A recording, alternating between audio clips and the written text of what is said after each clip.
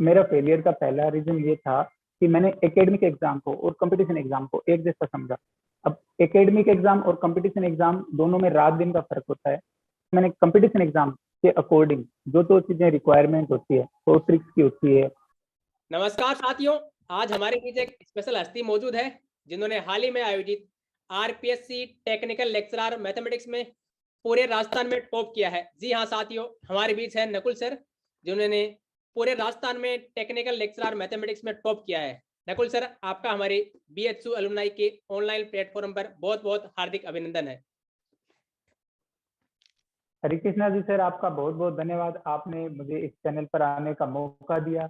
ये मेरे लिए एक बड़े गर्व की बात है कि आप जितने मान लो स्टूडेंट्स एमएससी एंट्रेंस के जो प्रिपरेशन कर रहे हैं, उनको राजस्थान में रहकर इतना बढ़िया प्लेटफॉर्म पर इतनी बढ़िया कंटेंट प्रोवाइड करवा रहे हो, और आपसे मुझे रूबरू होने का मौका मिल रहा है। इसके लिए सर आपका बहुत बहुत धन्यवाद। और आपके माध्यम से मैं जो स्टूडेंट्स है उनसे इंटरेक्ट कर पा रहा हूँ, इसके लिए भी आपको बहुत बहुत धन्यवाद। सर, इससे पहले कि हम आपकी जर्नी के बारे में जाने कि आपकी प्रिपरेशन कैसे रही, सबसे पहले सर हम आपका रिएक्शन जानना चाहते हैं कि आपका रिजल्ट देखने के बाद में फर्स्ट रिएक्शन कैसा था कि आपने पूरे राजस्थान में फतेह किया है। जी सर, अभी जो टेक्निकल एजुकेशन का रिजल्ट आया था, वो मेरे लिए एक स्पेशल दिन पर आया था। उस दिन मेरा जन्मदिन भी था, और उस दिन रिजल्ट की सूचना मुझे एक मित्र से मिली, और उन्होंने बताया कि आपका टेक्निकल एजुकेशन का रिजल्ट आ गया है और आप रिजल्ट देखे आरपीसी वेबसाइट पर। फिर मैंने आरपीसी की वेबसाइट पर रिजल्ट देखा, तो उसमें मुझे अपने रोल नंबर दिखे और साथ में जो मेरिट क्रमांक दिखे। उसके साथ ही मुझे एक अलग ही खुशी महसूस हुई जिसे मैं शब्दों में बयान नहीं कर सकता। इसमें एक ऐसा अलग फील आता है कि अगर आप अच्छी रैंक से चयनित होते हो, तो उसमें आप खुद को खुद जितना एफर्ट देते हो और उसके अकॉर्डिंग अगर आपको रिजल्ट मिले, तो उसमें एक अलग ही प्राउड मोमेंट होता है। और खास तौर पर इस प्राउड मोमेंट में अपने फैमिली मेंबर्स और पास में हो और एक स्पेशल दिन रिजल्ट आए, तो वो एक अलग ही एहसास अलग ही होता है। माहौल बन जाता है उसका। जी बिल्कुल बिल्कुल। जी बिल्कुल बिल्कुल जी। इससे पहले कि हम आगे और आपकी जर्नी के बारे में जाने, सर आप अपने बारे में बताइए। आप कहाँ से बिलोंग करते हो और आपका एजुकेशन कहाँ से हुआ है, और करंटली आप किस पोस्ट पे पोस्टेड हो, और आपके अचीवमेंट्स क्या क्या है। जी सर, मैं सरदार डिस्ट्रिक्ट टूरिस्ट राजस्थान से बिलोंग करता हूँ, और मेरी ज़्यादातर जो एजुकेशनल जो क्वालिफिकेशन है और एजुकेशनल जो भी एग्ज़ाम मैंने दिए हैं, वो सरदार शुरू में ही दिए हैं। और इसमें मैंने जैसे 10th किया नॉर्मली आदर्श स्कूल से, फिर 12th, फिर बीएससी, और फिर उसके बाद बीएड एमएससी मैंने साथ में किया। और बीएड एमएससी मैंने एमएससी प्रीवियस के साथ बीएड करने के बाद अगले साल जस्ट एमएससी फाइनल के साथ फर्स्ट ग्रेड का एग्जाम दिया था 2015 का, और उस एग्जाम में मेरी सेकेंड रैंक आई थी ईश्वर की कृपा से। और उसके बाद आगे जर्नी चलती गई सर। तो नॉर्मली मेरी भी एक एज ए नॉर्मल स्टूडेंट जो जर्नी होती है वैसी ही है सर। इसमें कोई विशेषता नहीं है कि मैंने कुछ स्पेशल एकेडमिक रूप में किया है, क्या मैं कोई स्टेट टॉप कर रहा हूँ, ऐसा कुछ नहीं है सर। एकदम नॉर्मल जो भी एक कैंडिडेट रहता है वैसी ही मेरी जर्नी रही है। सर आप करंटली किस पोस्ट पे और कहाँ पोस्टेड हो। अभी मैं निम्बाहेड़ा ब्लॉक है चित्तौड़गढ़ में, उसके पास ही एक गांव है जलिया, वहाँ पोस्टेड हूँ। और अभी वर्तमान में मैं वहाँ मार्च से पोस्टेड हूँ, मार्च 21 में। Very good very good. Sir आपके अचीवमेंट्स की बात करें तो सर आपने फर्स्ट ग्रेड 2015 में सेकंड रैंक अचीव किया है, सेकंड ग्रेड 2016 में फर्स्ट रैंक हासिल किया है, केवीएस पीजीटी में फोर्थ रैंक अचीव किया है, नेट जेआरएफ दिसंबर 2017 में 123वां रैंक अचीव किया है, फर्स्ट ग्रेड 2018 में आपने थर्ड रैंक अचीव किया है, और आरपीएससी टेक्निकल लेक्चरर में आपने पूरे राजस्थान में फतेह किया है। तो सर इसके पीछे आपकी सर क्या रणनीति रही, क्या स्ट्रेटेजी रही, कैसी क्या प्रिपरेशन रही, उसके बारे में बताइए। आपने किस प्रकार से प्रिपेयर किया। कि मैं आपको और जैसे क्या है कि आपके दर्शकों को बताना चाहूँगा कि जब मैंने तैयारी कंपटीशन की स्टार्ट की, तो प्रत्येक कंपटीशन के लिए एक अलग रिक्वायरमेंट होती है, एक अलग उनके लिए एक अलग स्ट्रेटेजी होती है। जैसे मैंने फर्स्ट ग्रेड की प्रिपरेशन की 2015 में, तो फर्स्ट ग्रेड का जो पेपर होता है उसमें जीके का वेटेज और सब्जेक्ट का वेटेज का 1:2 रेशियो होता है। और उसमें जो फर्स्ट पेपर होता है वो काफी मायने रखता है, क्योंकि अगर एक पेपर अच्छा हो जाए किसी कैंडिडेट का तो वो कॉन्फिडेंस दूसरे में झलकता है। बिल्कुल और इसलिए मैंने जैसे जो फर्स्ट पेपर की प्रिपरेशन की फर्स्ट ग्रेड के लिए, तो उसमें मैंने जो स्पेसिफिक टॉपिक हैं या जो स्पेसिफिक सब्जेक्ट हैं, जैसे हिस्ट्री है, मैनेजमेंट है और मैथ्स रीजनिंग है, तो इनके लिए स्पेशली अलग अलग जो बेस्ट बुक हैं, जो उन सब्जेक्ट के जो लेक्चरर की प्रिपरेशन करते हैं, वो बुक्स को पढ़ा। और उसके बाद फर्स्ट पेपर अच्छा किया। उसके बाद जो सेकंड पेपर था उसमें मेरे हेडेक कम रही, मैं थोड़ा फ्रीली पेपर दे सका। और इसके लिए मैंने सेकंड पेपर के लिए मैंने अपनी खुद की कुछ ट्रिक्स वगैरह है वो डेवलप की, जैसे आप भी करते हैं सर, अपने चैनल पर काफी सारी ट्रिक्स बताते हैं, वैसे ही सर मैंने भी कुछ अपनी ट्रिक्स डेवलप की और उन ट्रिक्स को मैंने उन पेपर्स में अप्लाई किया, तो मुझे काफी ज्यादा अच्छा रिजल्ट मिला। ऐसे ही फिर सेकेंड ग्रेड के लिए 2016 के एग्जाम में मैंने स्ट्रेटेजी अपनाई कि जीके को भी अच्छा करना है और उसके बाद मैथ्स के पेपर को भी अच्छा करना है।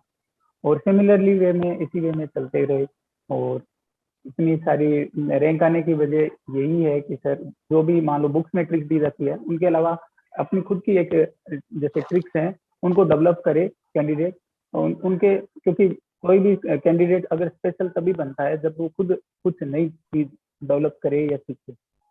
बिल्कुल बिल्कुल सही बोला। एक तो आपने बोला कि जो फर्स्ट पेपर है तो जीएस वाला, जीके वाला पेपर है, उसमें अगर आप लीड ले लेते हो तो जो अपना सब्जेक्ट वाला पेपर है उसमें आपको ऑटोमेटिक मोटिवेशन आता है और कॉन्फिडेंस भी आता है।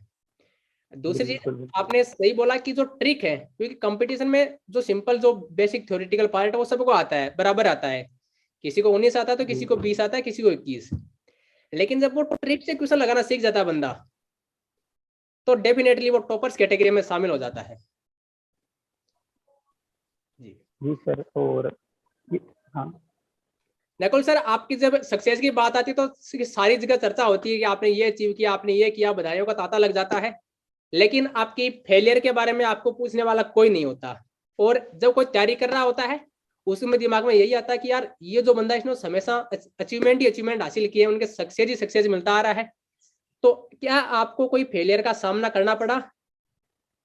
तो उसके बारे में हमारे जो भी मित्र हैं, स्टूडेंट्स हैं, उनके बताइए सर। दर्शकों को मैं बताना चाहूंगा सर कि फेलियर सबकी लाइफ में आता है, मेरी भी लाइफ में आया था। और ये फेलियर मेरे आया था सेकंड ग्रेड के 2013 के एग्जाम में। उस एग्जाम के लिए मैंने प्रिपरेशन की थी और मैं बीएससी फाइनल ईयर में था। और उसमें 2200 से ज्यादा पोस्ट आई थी राजस्थान में आरपीएससी के माध्यम से। और उन 2200 मैथ्स के पोस्टों में मेरा सिलेक्शन नहीं हो पाया था।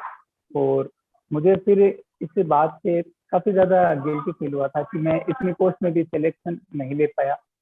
और उसके बाद मैंने जो इस फेलियर है उसके लिए मैं किसी दूसरे पर दोषारोपण नहीं किया। पहली बात कि अगर हम कोई फेलियर आता है उसमें हम कुछ ब्लेम कर देते हैं कि मैं इस कारण स्टडी नहीं कर पाया, या फिर मुझे स्टडी के लिए टाइम नहीं मिला, या फिर मुझे क्या है कि मेरी फैमिली बैकग्राउंड है उसके कारण मैं स्टडी नहीं कर पाया। तो ये सारी चीजें अगर आप फेलियर का अगर दूसरों पर प्रोजेक्ट करते हो तो आप उससे कुछ नया नहीं सीख पाते। फिर आपको हर बार आप नया रीजन ले आओगे और फिर वो फेलियर है वो बढ़ता ही जाएगा। सबसे पहला काम यही है कि अगर आपके सामने फेलियर आया है तो आप उसको एक्सेप्ट करिए। और एक्सेप्ट करने के बाद उसमें आपको जो सुधार करने हैं, जिस फेलियर के जो रीजन रहे हैं, जो रियल रीजन रहे हैं, उनमें उनमें जो है उनमें आप सुधार करिए। जैसे मेरा फेलियर का पहला रीजन ये था कि मैंने एकेडमिक एग्जाम को और कंपटीशन एग्जाम को एक जैसा समझा। अब एकेडमिक एग्जाम और कंपटीशन एग्जाम दोनों में रात दिन का फर्क होता है।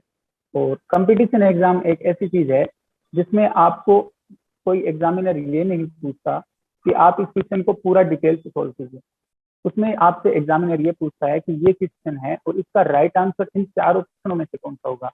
तो उसी स्ट्रेटेजी के लिए आपको कंपटीशन एग्जाम की एक नई स्ट्रेटेजी से एक कंपटीशन एग्जाम देना होता है, ताकि आप उसमें जल्दी सोल्व कर पाओ और जल्दी उनसे रिजल्ट तक पहुंच पाओ। चाहे आपका मेथड सही हो गलत हो कोई मायने नहीं रखता, चाहे आप कोई सोर्स ट्रिक का यूज कर रहे हो या कुछ मेमोराइजेशन के लिए कुछ डायरेक्ट आंसर भी याद कर रहे हो, तो कुछ भी आप नया तरीका अपना सकते हो और उस तरीके से आपको आंसर पर पहुंचना है। तो एक एग्जामिनर केवल यही डिमांड करता है कि आप राइट आंसर पर जितना जल्दी हो सके उतना पहुंचो। तो उसी चीज को मैंने अप्लाई किया और फिर आगे जो एग्जाम्स थे उनमें मैंने कंपटीशन एग्जाम के अकॉर्डिंग जो चीजें रिक्वायरमेंट होती है, तो ट्रिक्स की होती है और अदर जैसे कई क्वेश्चन होते हैं वो मेमोराइज भी करने पड़ते हैं।